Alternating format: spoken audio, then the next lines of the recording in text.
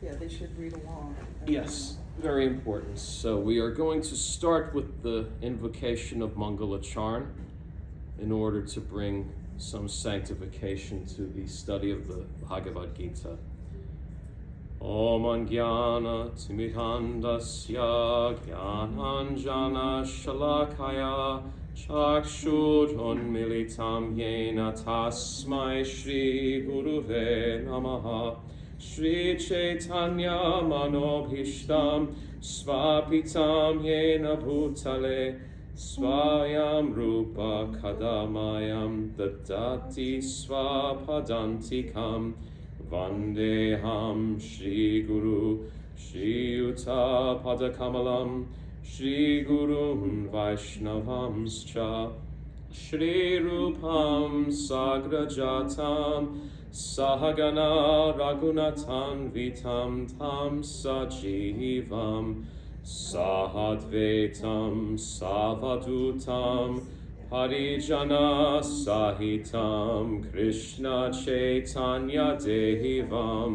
Shri Radha Krishna Padan Sahagana Lalita Shri Vishakan Vitamscha Nama Om Vishnu Padaya Krishna Prishtaya Bhutale Srimate Bhakti Vaibhav Puri Goswami Iti Namine Gauravani Pracharaya Drita Sankalpa Murtaye Krishna Shakti Svarupaya Shri Bhakti Pradahine Namaha Nama Om Vishnu Padaya Krishna Prishtaya Bhutale Srimate Bhakti Vedanta Swami Niti Namine Namaste Saraswati Deve Gauravani Pracharine Nirvishesha Sunyavadi Paschatya Deshatarine He Krishna Karuna Sindhu Dinabandhu Jagatpate Gopesha Gopika Kanta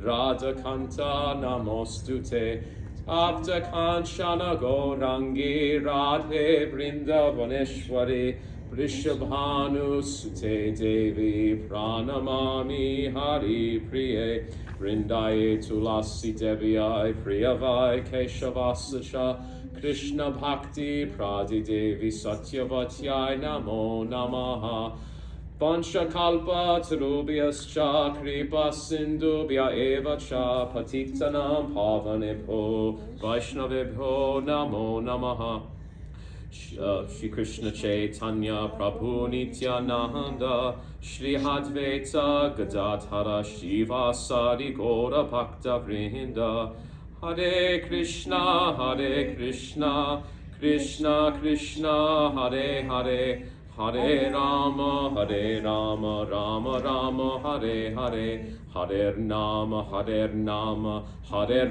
Eva Kevalam, Kalo Nasti Eva, Gatir Anyata. So we are going to begin our study of Bhagavad Gita as it is. We're going to continue where we left off since our last study, which would be chapter 2. Shloka 14. And this is actually one of the most important verses in the Bhagavad Gita, because I will get into that exactly why once we read it. But let us start with the Sanskrit. Matra svarsastu kaunteya sitosna sukha dukkada agama paino nityastam tiliksasva bharata. O son of Kunti, the non-permanent appearance of happiness and distress and their disappearance in due course are like the appearance and disappearance of winter and summer seasons. They arise from sense perception, O scion of Bharata, and one must learn to tolerate them without being disturbed. Purport. In the proper discharge of duty, one has to learn to tolerate non-permanent appearance and disappearances of happiness and distress. According to Vedic injunction, one has to take his bath early in the morning, even during the month of Magha, January, February. It is very cold at that time, but in spite of that, A man who abides by the religious principles does not hesitate to take his bath. Similarly, a woman does not hesitate to cook in the kitchen in the months of May and June, the hottest part of the summer season. One has to execute his duty in spite of climatic inconveniences. Similarly, to fight is the religious principle of the Kshatriyas, and although one has to fight with some friend or relative, one should not deviate from his prescribed duty. One has to follow the prescribed rules and regulations of religious principles in order to rise up to the platform of knowledge, because by knowledge and devotion only can one liberate himself from the clutches of Maya illusion. The two different names of address given to Arjuna are also significant. To address him as Kaunteya signifies his great blood relations from his mother's side, and to address him as Bharata signifies his greatness from his father's side. From both sides, he is supposed to have a great heritage. A great heritage brings responsibility in the matter of proper discharge of duties. Therefore, he cannot avoid fighting. Now, of course, as a Kshatriya, his heritage is especially important. And also,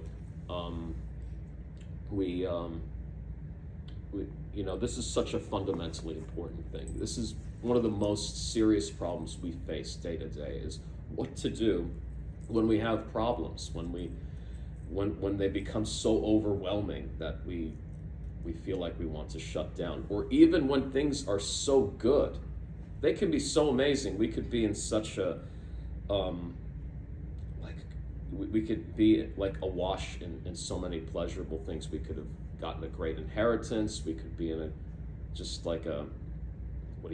very euphoric, like intoxicating relationship, for example. And we could just have this feeling to just be completely focused on that, and not to be in touch with ourselves, not to be in touch with what we need, and of course in our spiritual lives, to nourish ourselves spiritually in those times. Whether they're good times or bad times, this is a danger to us because it affects our day-to-day spiritual activities. And I mean, if we want to even make this more practical and less spiritual, we say, well, it can also affect our self-love and self-care routines.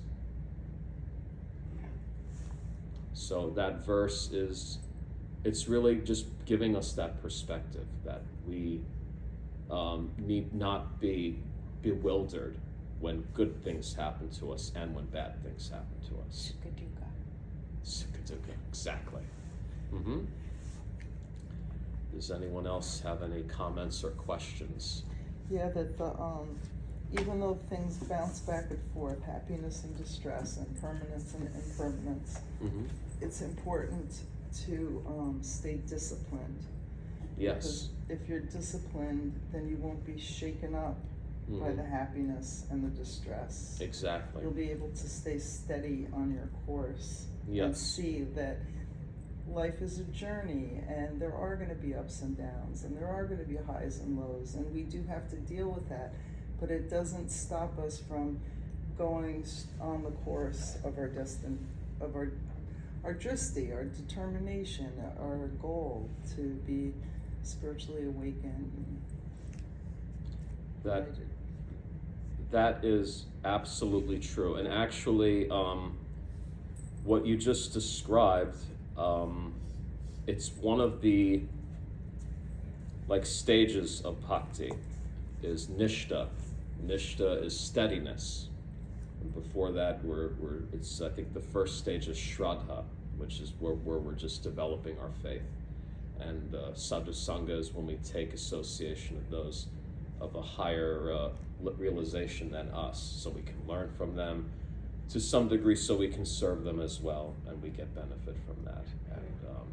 And then further down the line is nishta, where we have that steadiness, and we are secure in that even when we come across these stages, these calamities, or even like, stages of abundance, of extreme abundance, that we're not affected by that we continue our steadiness. Right. Like we were talking about Aaron Rodgers, it's the same either way. Like you could get lost either way. Exactly. Got it. So we're going to, if there are no other comments, we're going to move on to verse 15. If we would like to revisit this, that's perfectly fine, because this is a really Yeah, we might have some more thoughts. it's very pivotal. It's something that all devotees should know this, or aspiring devotees. Anyone who studies the Bhagavad Gita should have this verse very handy, at least know where to find it and know the essence of it. Yam hina vyatayanti ete purusham purusarsapha samaduka sukham dhiram somritatvaya kalpate. O best among men, Arjuna, the person who is not disturbed by happiness and distress and is steady in both is certainly eligible for liberation. Purport: anyone who is steady in his determination for the advanced stage of spiritual realization and can equally tolerate the onslaughts of distress and happiness is certainly a person eligible for liberation. In the Varnashram institution, the fourth stage of life, namely the renounced order, sannyas, is a painful situation. But one who is serious about making his life perfect surely adopts the sannyas order of life in spite of all difficulties. These difficulties usually arise from having to sever family relationships, to give up the connection of wife and children. But if anyone is able to tolerate such difficulties, surely his path to spiritual realization is complete. Similarly, in Arjuna's discharge of duties as a Kshatriya, he is advised to persevere, even if it is difficult to fight with his family members or similarly beloved persons. Lord Chaitanya took sannyas at the age of 24, and his dependents, young wife as well as old mother, had no one else to look after them. Yet, for a higher cause, he took sannyas and was steady in the discharge of higher duties. This is the way of achieving liberation from material bondage. Now, in the case of Sri Chaitanya Mahaprabhu, traditionally when we look at Krishna and his plenary incarnations, of course, Lord Ramachandra is the also Supreme Personality of Godhead. Now, he had his devoted wife Sita all the time, and Krishna had Shrimati Radharani, the gopis, and all the queens of Dwarka. Now, in this pastime, which is to us the most important pastime, because this is the gateway which gives us the ultimate, I don't want to use the word liberation, because liberation is, what that word means in this case is moksha, which is the merging of our soul with the impersonal aspect. And actually, our belief is that when we do that, when we accomplish that, actually it will only last a day of Brahma, and we don't get to be in our physical individual personality. So we believe that the ultimate existence is when we develop such an attachment to Krishna, and this is through service, through chanting. When we get there, we unlock our eternal spiritual identity. And we don't know what that is. We have no idea. I think a while ago I told you what the five different rasas are. There's Shanta Ras, which is it's neutral, mainly expressed through plants and animals, let's say, like a tree in Vrindavan, or the peacocks or the cows of Vrindavan. having this relationship with Krishna. Even when Krishna steps on the grass, that's a manifestation of the Shantaras relationship. But there's not much in terms of seva. Seva is virtually nil. Then there's Dasya Ras. Best example is Hanuman serving Ramachandra. There's Sakya Ras, which is the cowherd boys that are friends with Krishna. Then there's Vatsalya Ras, which is Nanda Maharaj and Yashoda Mai, that they're the parents of Krishna, they're caring for him. And then, of course, Madhurya Ras is Srimati Radharani and the gopis. So our eternal spiritual form is somewhere in one of those categories. And does it change? If you wanted to. Well, there's a book, I think it's the Brihad Bhagavatamrita, where there was a soul who was in Vaikuntha and he desired to go to Goloka Vrindavan, and he achieved that. So that's conceivable, I think. But Can't you just change your one of those relationships by desire? Like one day you want to be a gopi, one day you want to be Mother Jasoda. Right. I mean, even Lord Shiva wanted to be a gopi at some point. And we have to go through a day of Brahma before we go to Madhurya Lila? I've never heard of that before. Oh, I thought that's what you just said. I can't even remember saying that. I think if I mentioned Day of Brahma, it's possible that I meant to say that once every day of Brahma, the Lord Chaitanya appears, and we have this opportunity to have a personal relationship with Krishna that goes beyond, let's say serving Lord Narayan in Vaikuntha, this Aishwarya, I think it's called Aishwarya, this mood of awe and reverence, looking at the great power of Krishna versus the softness of Srimati Radharani and Krishna. When we have that opportunity to relish that and to be attached to that. And that can manifest in Kirtan, but it's also through the teachings of the 6 Goswamis that they wrote many works about the love between Radha and Krishna and the gopis. But anyway, that this is, it is kind of premature in the line of our line, Bhaktisiddhanta and Srila Prabhupada. We have to do Vaidhi Bhakti first. Vaidhi Bhakti means it's like we're learning to chant. We have a daily prescription of chanting. We chant 2 hours a day of the Hare Krishna Maha Mantra.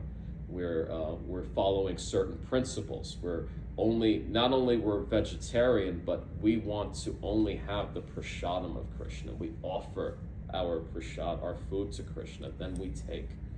He tastes what we give him, and then we take the remnants. Right.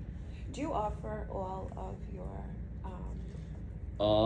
I try to offer as much as possible. What about you, Maha? Me too. And if I don't do the whole prayer, I'll say, Hare Krishna, thank you for this coffee. Well, I wouldn't offer coffee, but Hare Krishna, thank you for this milk or whatever. Right. But yeah, I definitely, at this point in my life, always give recognition that I'm being fed by Krishna. Mm-hmm. Especially when I eat out of my garden. It's magnificent to me because I planted those seeds in dirt. It is so magnificent lately, and it never used to be for me, but I'm like, wow, so Mother Earth is an actual mother. Yeah. She gives birth to all of our food.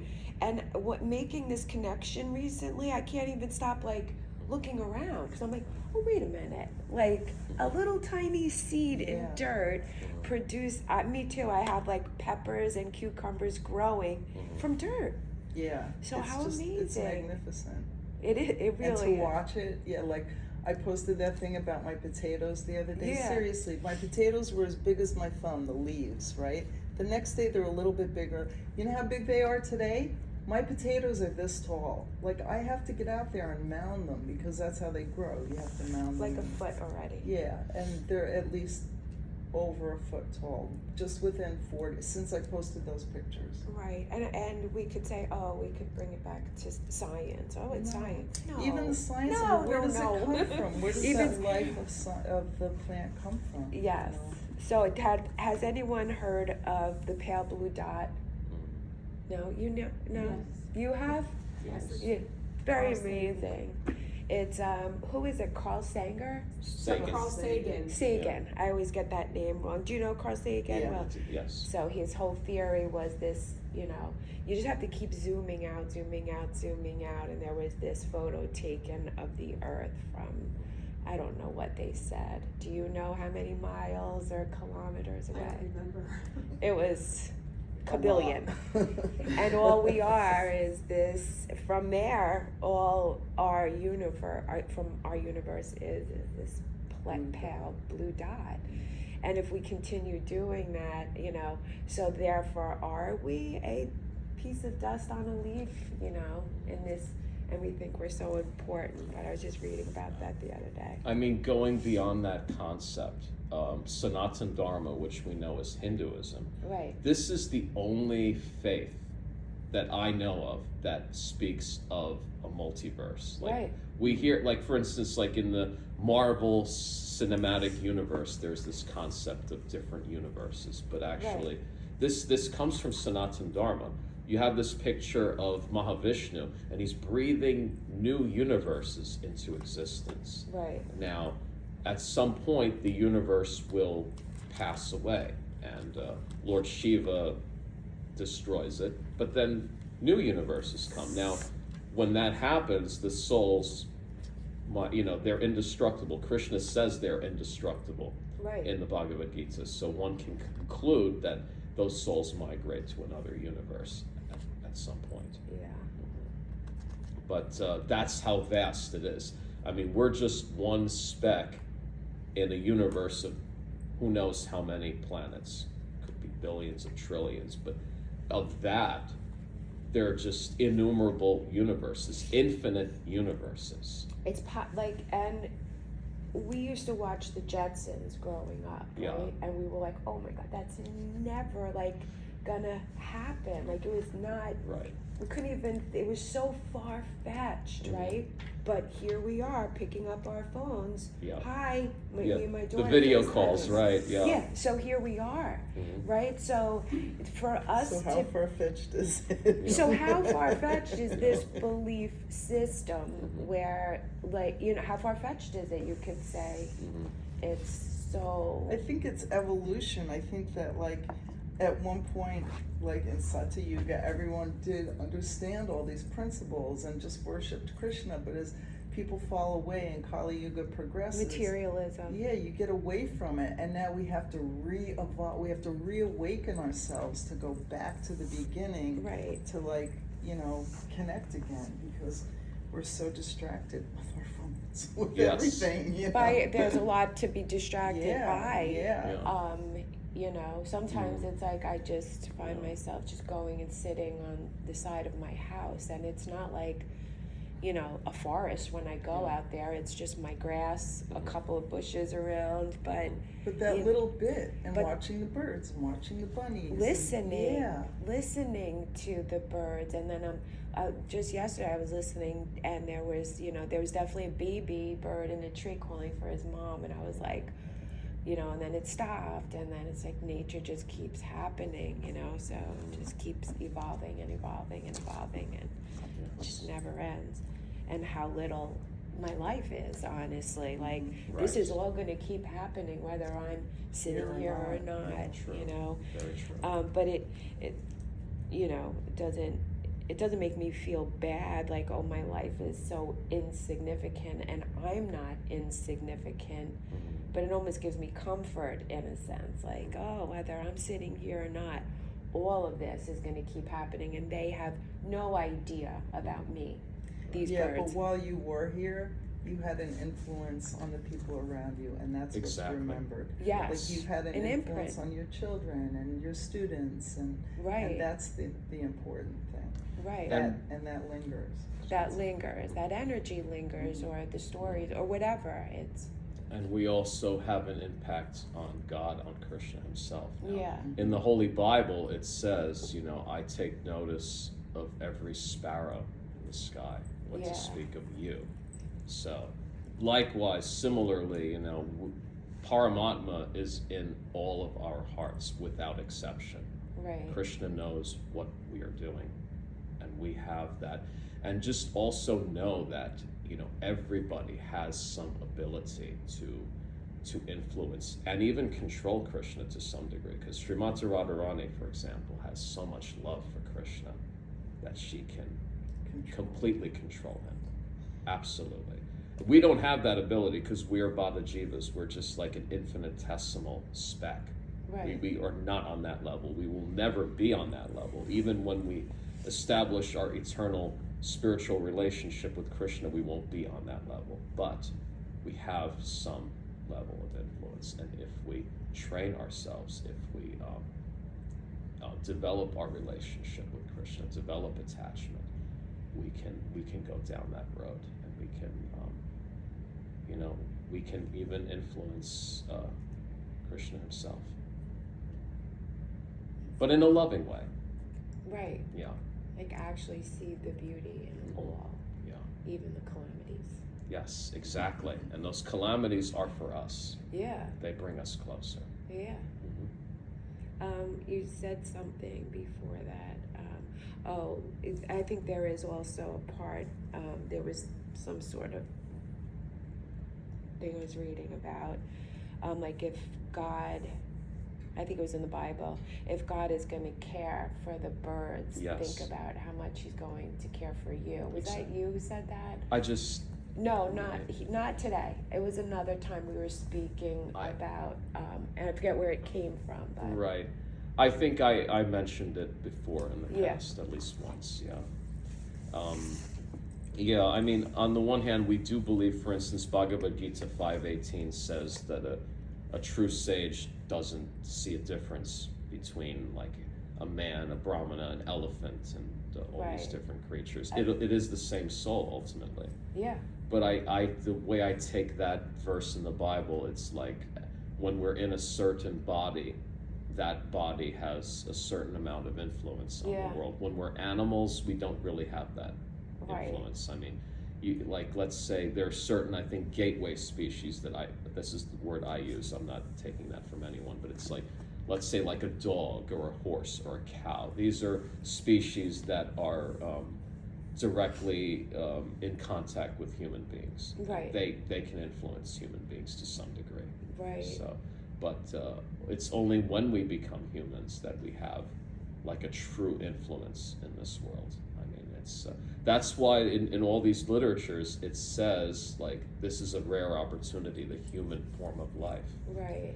And the fact that we believe that Lord Chaitanya Mahaprabhu appears once a day of Brahma, and he just appeared 500 years ago. We have that ability to not only partake in what was given to us, we also have the ability to share this with others. And now Srila Prabhupada, he came from India, and he was encouraged to share what we had, what he had gotten from Bhaktisiddhanta with the world. Like Bhaktisiddhanta himself wanted him to share this with the world. And even Bhaktisiddhanta's father, Srila Bhaktivedanta Thakur, he said, you know, my work is unfinished. When he was elderly, he asked one, I think someone younger than him, possibly a servant or some junior devotee, get me a horse. I want to go out and preach. He was elderly. He was like at least in his 70s, I think, when he said that. So there's this desire. The more one has that realization, the more important they know it is to share. And it's like, where would we be today if Srila Prabhupada did not come to New York? Right. And from there, bring that knowledge, bring that love all over the world. Who would have done it? I watched it. have I done watched it. Yeah. I fell asleep Nobody watching else it. would have done it. Absolutely. Yeah. I fell asleep watching it last night. It was the Hare Krishna something whatever, and it was all about him and that he was able to, put all of the Sanskrit into English, and like that was his gift to be able to do that, and come And to here. not be biased about it, because a lot of people had done translations, but it's Bhagavad Gita as it is. It's not the Bhagavad Gita according to Srila Prabhupada, Right. you know. So that in itself, that Bhaktisiddhanta saw not only his intelligence, but his withdrawal from his ego to teach this with a certain purity is really rare.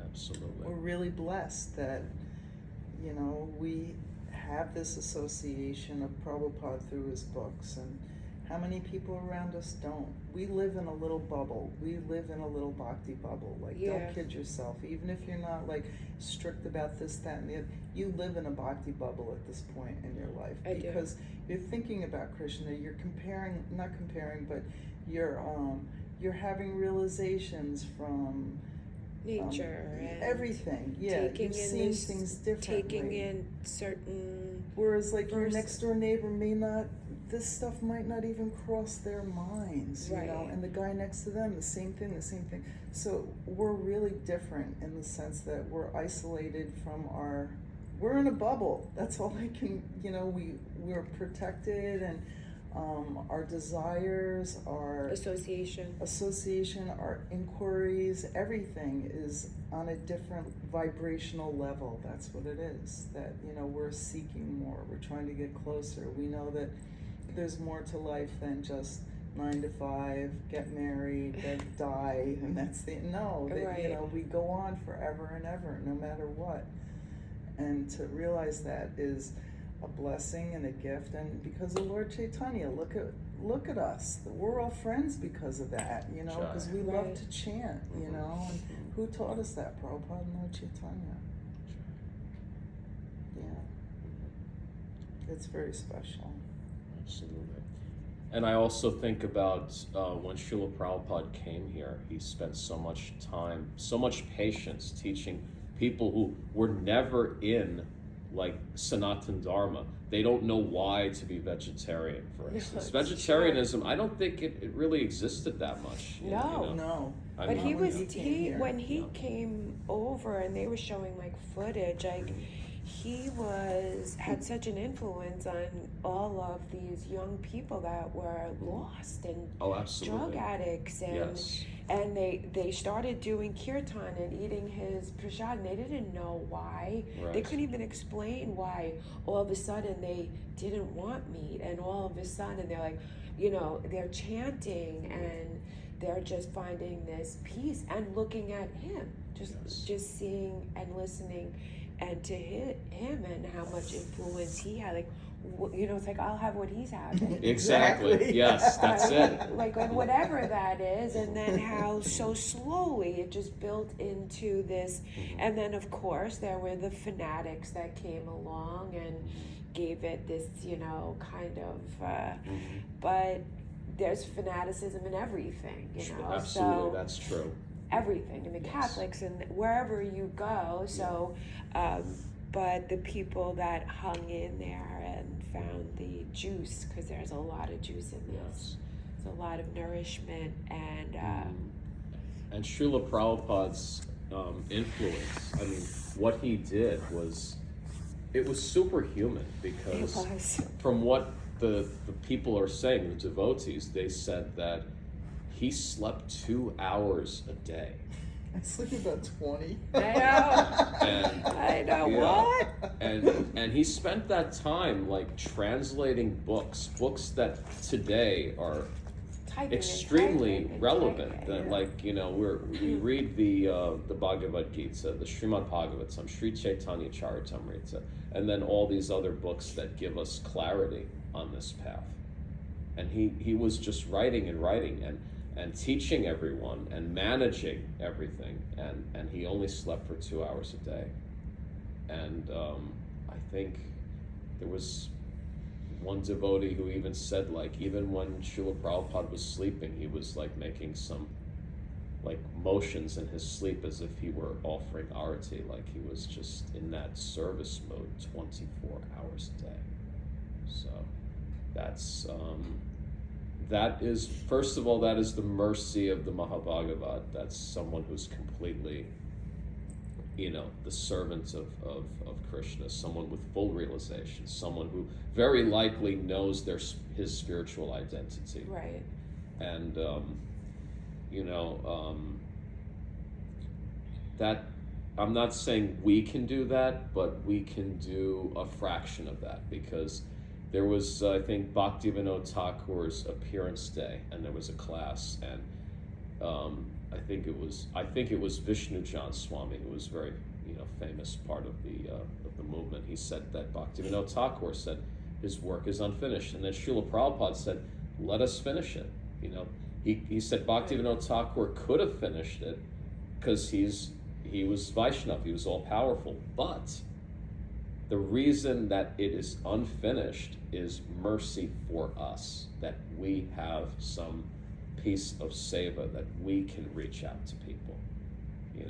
I mean, sometimes when I think of this golden age of Mahaprabhu, I'm thinking like everyone's going to be a devotee and like it's going to be the state religion of every country in the world, but it's not, and we have that opportunity to reach out to people and to change lives.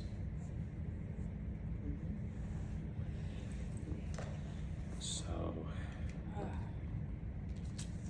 let's look at text 16. Nasato vidyate bhavo, na bhavo vidyate sata, upayor api drishtontas, tvanayos tattva darshibi.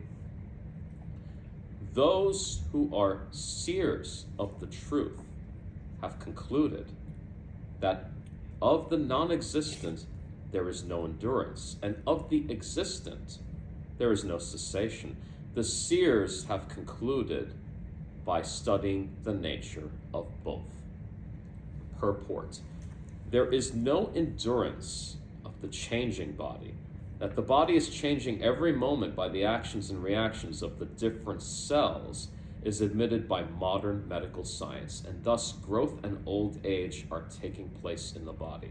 But the spirit soul exists permanently, remaining the same despite all changes of the body and the mind. This is the difference between matter and spirit. By nature, the body is ever changing and the soul is eternal. The conclusion is established by all classes of seers of the truth, both impersonalists and personalists.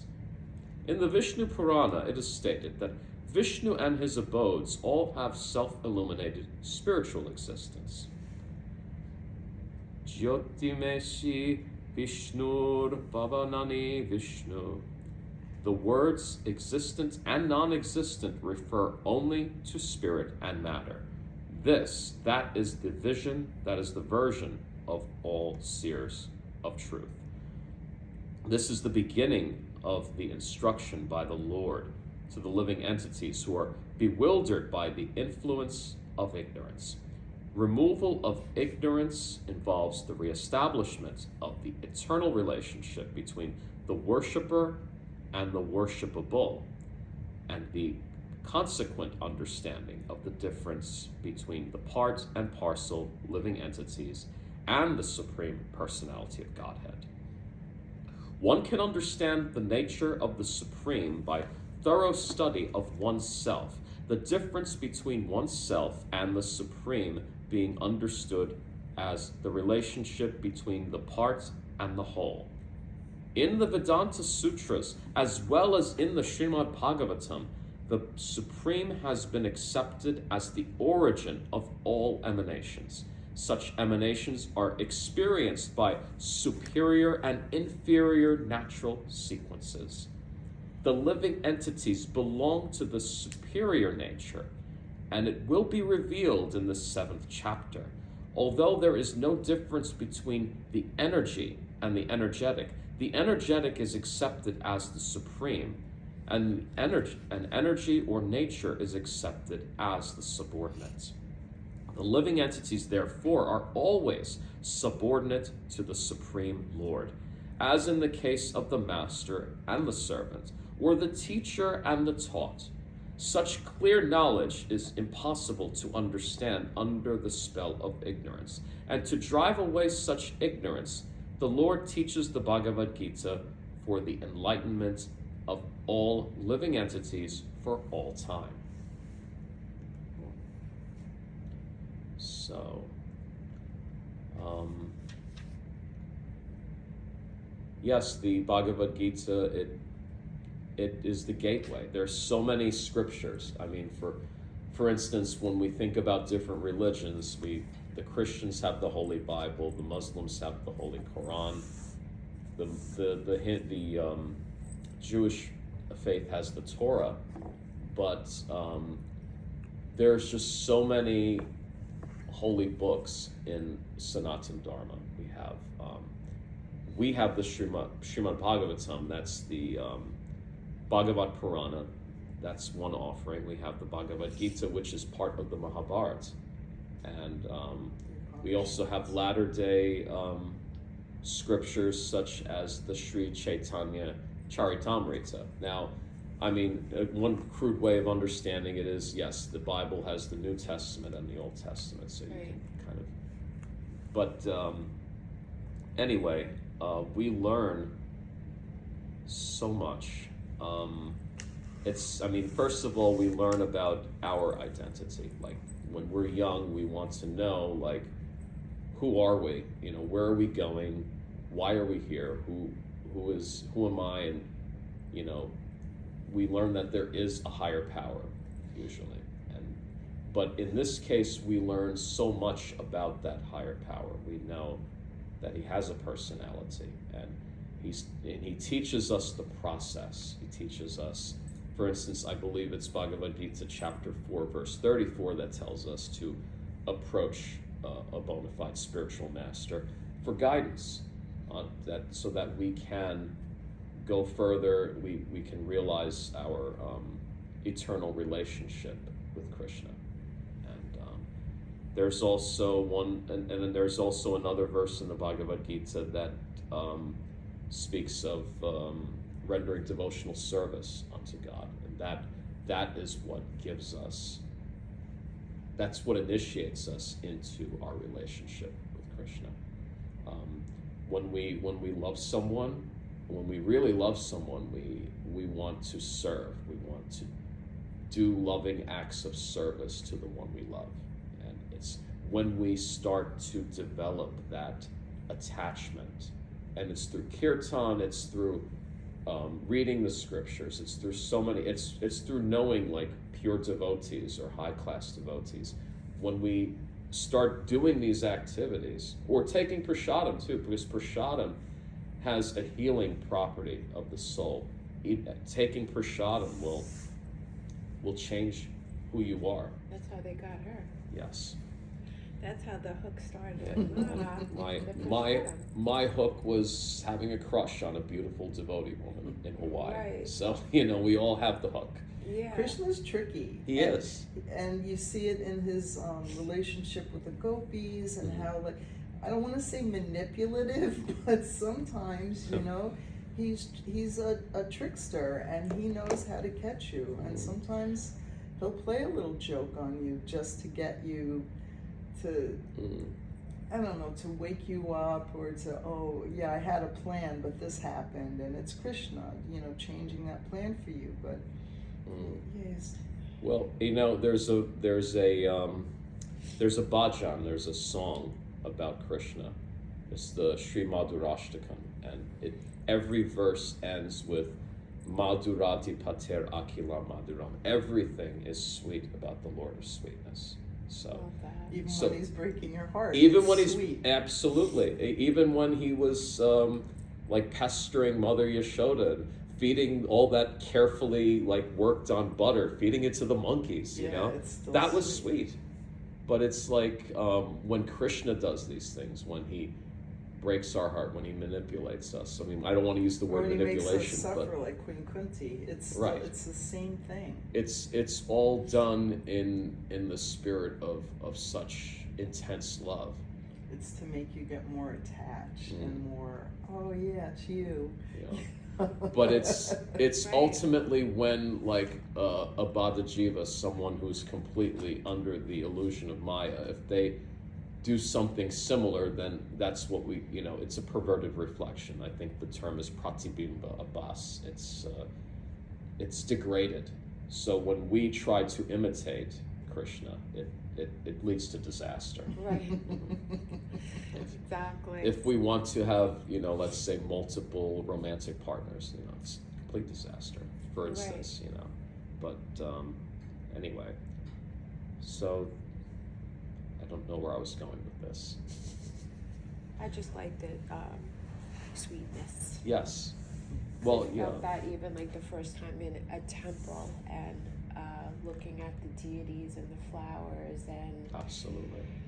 it's like you get these some scar, like, is that what it is, like an imprint that you're able to go back to.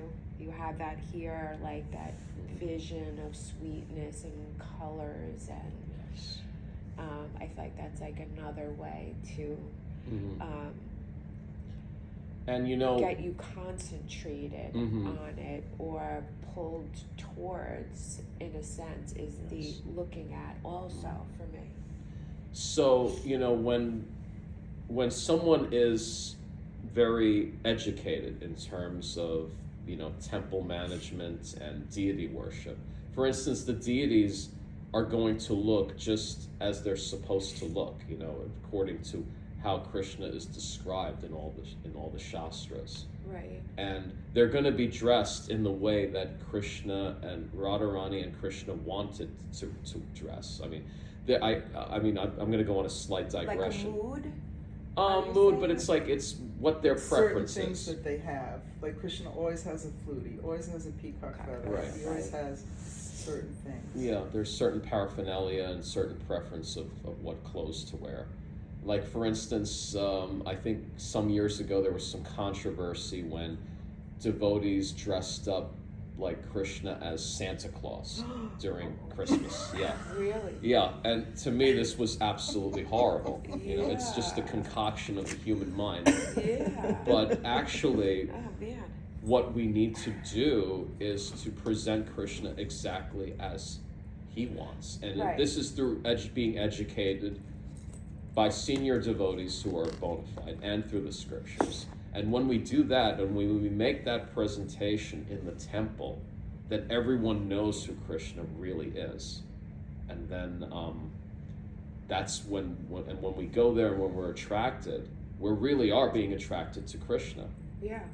Because, I felt it. And yeah. like I said to Ma the first time, I was like, my heart is racing. And it was like, is that anxiety, excitement, or that attraction where like, whoa, like overstimulated. But overstimulated, you could get overstimulated at the amusement park, and I go running for the exit because I can't take all the loud stuff coming my way. But that was like overstimulated, but I want more, like Yes. you know, which is not a feeling I've ever really experienced before. Good. And you know, in the very beginning, Krishna will give us extra encouragement. Like peacock feathers. Yeah. When we're praying to him. Yeah. Like that's exactly that encouragement in the beginning. He definitely does physical things to like prove himself that I am here. Yeah. Yeah. I've had experiences that were absolutely mind-blowing. Yeah. That left me in tears. Yeah. In the beginning. Yeah, was that like my second trip to Yeah, I think Vrindavan so. with the peacock That was feather? ridiculous. It was ridiculous. I think when I walked into the cabin with them in my hand, I was like, I don't even know what to say. I saw that picture of them all on the floor. Like, And just your face, and it makes me so happy every time. I know, it makes me want to cry, right? Wow. It was, yeah, so. Can I ask you a question? Anything, please. Me and Dawn were looking at the avatars of Krishna, and are all the avatars, do they also have a peacock feather? No, the peacock feather is exclusively for Krishna in Vrindavan. I don't even think he wears one in like Dwarka or Mathura. if I I'm don't not know, mistaken. but I think you're right. It's always those pictures with him and the gopis, him and Yes, Balaram. exactly. Yeah. Right. Mhm. So no one else, because I forget what we were looking at, but it was like Yeah. one of the avatars of Krishna had a peacock feather. Yeah. Oh, it's someone Like different. Yeah. these avatars, because I had a question about this too. I don't remember what we were looking at. She'll let you know next time. But she was like, "Oh, I wanted all the avatars." So Krishna appears over and over again. These are all different yugas, correct? I mean, After some of Satya them, Yuga. I would say at least a couple of them have to be in the same yuga. Right. Because, yeah. So, Krishna comes as Vamana and kills Hiranyakshi. Excuse me. Bali.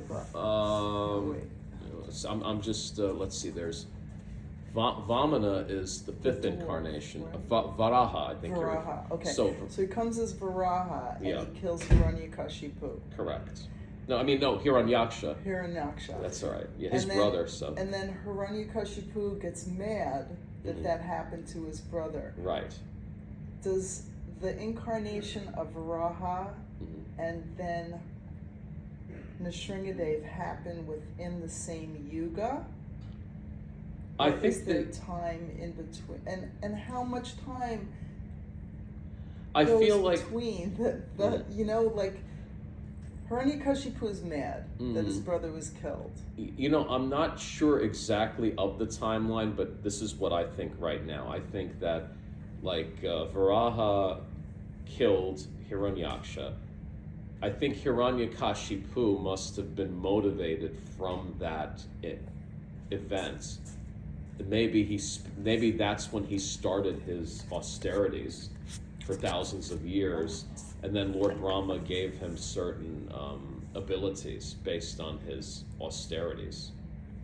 I want to know that answer because all these years I never put that together. And recently I listened to a lecture about, Hiranyakashipu was angry at the death of his brother, and I was like, wow, how many years in between one incarnation? I mean, those years are different too for us, but what was the time span between this and that happening? I mean, for instance, I feel as if the time between Buddha and Mahaprabhu couldn't be that long. I feel like it's only 2,000 years, but I know that's not part of the Dasa avatar. No, it is. Buddha's the last one. No, I know, but Mahaprabhu is not included. Right. Yeah, but I imagine that there's no set time, no less than X thousands or millions of years between each incarnation. I want to know. Inquiring minds want to know. I'm going to ask somebody at the temple today. Okay. Did you try to ask ChatGPT? Oh no, ChatGPT will definitely know know how to do that. Yeah. You'll have to show me. I don't can. know how to do that. Yeah. I'm afraid to start doing. And if you don't, It gets really addictive. I already talked to Alexa enough. Yeah. You know? This is a whole new world. ChatGPT will become a very good friend after. Yeah. I don't know if I want that friend. I just started. Just like the smartphone, they're basically a tool, that we can either use for our devotional life or for our betterment. Become assist. And if assist. Don't trust, No. verify. Yeah. Right. Exactly. That's a good maxim to live by. Don't trust, verify. Yeah. When it comes to AI, Yeah. it's the only maxim. Verify. Well, me and my daughter were, I'm always like, oh, my phone's listening to me, and So we're sitting there, and I'm petting my cat, and she goes, oh, Minnie's shedding. She doesn't usually shed. And I said, oh, she only sheds this time of year, very little. She's just not that cat that lets off a lot of hair. And all of a sudden I look down at my phone, and there is this advertisement for this de-shedder. And I said, Greta, It's so annoying. look at this. And she was like, it's true, Mom. We could say oh, we think our phone, it's listening. Just say butterscotch, and we'll be some butterscotch things. Yeah. But yeah, we keep it on, and we allow it to be so intrusive into our world. TVs And just so you know, ChatGPT will, if you're logged in, they will remember everything you tell them. Right. And those Yeah. and that they will incorporate your interactions into future interactions. I know, you could use it to be your psychic, and it's Oh yes, that too. yeah, Mhm. because it understands if you tell it when you were born, and you give it your Vedic information. I was born at 5:20 a.m. and in Glen Coboswell, 1968. You can get You can Yeah. get your reading done by then? yes. But you know, I've had like you don't certain. need anybody I've anymore. done Vedic astrology with ChatGPT, and there were some discrepancies. Oh really? Yeah, I would be a little careful. In Yeah, that no, I regard. have always gonna somebody. Yeah. I have this woman that I've been working with, and she's incredible. She's not replaceable, but I'm just saying, like, if you do that, like some of the stuff, it's giving you your birth chart in a Yes, sense, birth you know. charts. But Yeah. it's just incredible. Mhm. A little scary, but again, right? So if in 1980 we were talking about this, Mhm. oh, there's going to be ChatGPT, like we would have been like, no, that's so futuristic, right? I wouldn't have even known like a few short years ago. Right. Yeah. But Yeah. yet we're gonna have such a, disbelief on all of this nourishment, like Exactly. the Bhagavad Gita, and so we're gonna say, oh, absolutely not. Which I did for even Greek mythology, or Right. I did for a long time, and then I started saying to myself, but there was no. We're so enveloped with like materialism, and we have all these cloaks and all of this stuff. Like people have come so far away from God. Yeah. But if we were, the world wasn't so overpopulated, and there wasn't all these buildings and trains and all of this noise, and we were more peaceful, and we were living more in nature, it would probably be very possible that we would go back to having this closest relation to God. Yeah. I mean, I try to do all my japa mantra meditation at West Neck Beach. Yeah. Yeah, that's where I get the most resonation. Yeah, because when you're with with nature, that's why I say, like, my side yard, it's no great shakes. It's not like, oh, I'm in the forest. It doesn't matter. I sit in the grass there. Yeah, and I will add that, let's say, like having Tulsi Maharani in your house is one of the greatest benefits. Everyone should do their very best to cultivate, because first of all, you get that benefit of having like green and to heal you, number one. Number two, she's a living deity. Yeah. And you have this opportunity to serve Tulsi Maharani. She is the Devi who orchestrates all of Krishna's pastimes. Yeah. And she's the one that's helping Radha and Krishna together to have their loving It's pastimes. funny you should say that, because when I went away for the weekend, the only thing like I worried about was her. Like, yeah, good. That's wonderful. so it's already there's That's- this like weird attachment where I texted my daughter. I was like, "Can you check and make sure?" Because I only 3 have survived. I had like 5. Right. This is totally transcendental. I mean, having that worry is like one of the best things, to worry about Tulsi Maharani or your deities, but especially, but I find that Tulsi Maharani is like, it's, I don't want to say easiest, but it's like, I find it the most effective, best way to cultivate that relationship, because as Westerners, we are not accustomed to serving deities, to revering the deities and worshiping them. It's something that we learned along the way. But we can see that Tulsi Maharani is living, and we learn that this is her manifestation on earth. Right. So when we do that, we're taking our first steps into a really large world where we are engaged in devotional service. Do you have a Tulsi at your house? I killed her. Yeah, I know. I sprayed her with orchid food. I don't know why I did that. I heard like neem oil is good.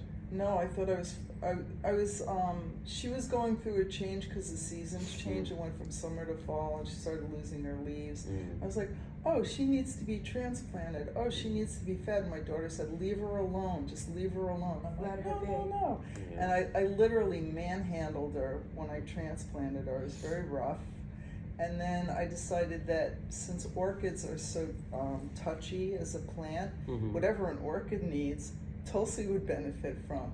So I had orchid food, and you spray it on the plant, and it like killed her within 24 hours. I'm sorry. Yeah, it was my own stupidity, you know.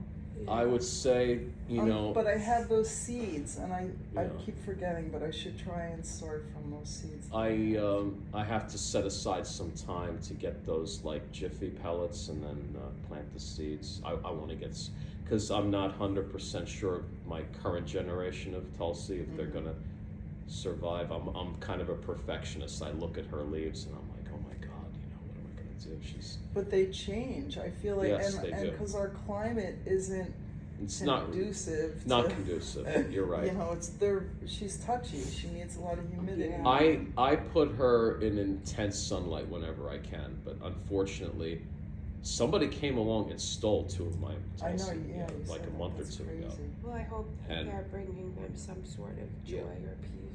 Yeah, and now I'm trying to just bring her back to the front yard, because that's where most of the sun comes from. Oh. When I bring her to the front, she flourishes really nice. So how many do you have? Right now I have 8. Wow. I have 6 Shama Tulsi with the dark leaves, and I have 2 Rama Tulsi. And I got the Rama Tulsi from Home Depot, so I'm hoping they are indeed Rama Tulsi. So far they look that way. Right. But there's actually a group on Facebook. It has about 30,000 members. And some of the regulars there, they are extremely knowledgeable. Like you post pictures, you tell them I'm doing X, Y, and Z, and they will give you like, Wow. they It's will all give about you, Tulsi? yes, all about, and that's the thing, there's a rule. You must only speak about Tulsi. If you speak about anything else, they will Kick you delete out. They Okay. might even ban you if you keep doing it over and over. Right, so you're just asking about Tulsi. Yeah, and you say like, and they prefer you say, look, I'm from whatever, New York, Long Island, and Right. you post a picture if you have Tulsi. This is my Tulsi. That's And helpful. yeah, I'm gonna send both of you an Yeah. invite. Yeah. Because like I said, I had 5 going beautifully and I lost. I actually have a god sister living in India, and she's one of the regulars, and she posts advice all the time. Yeah. Yeah. So I'm like worried about the ones I have left. I think we have what time is it? I mean, we might be able to squeeze one more verse, but we won't be able to do any real commentary on Yeah, it. It's up to you. let's stop so we could always, finish with Dawn. So we're stopping at 17? let me see. I think so. That's where I am. No, No, so just- I think yeah. we did 16. We did 3 verses today. We had Right. a wonderful discussion, so I think we made. Okay. This is very productive. We didn't go too fast, No. but we covered a lot Yes. of ground. So And Krista, thanks for joining us. yes, please. We It was a had- pleasure having you. We What's your have, name, sir? I'm sorry. My name is Krsnacandra Das. Krsnacandra Das. Yeah, or just Krsnacandra. And I'm Mahashakti. Mahashakti. and I'm Nancy. We usually have Dawn here, but Dawn is in Colorado. We miss her. We're taping for Dawn. And if you are interested in the Bhagavad Gita, there are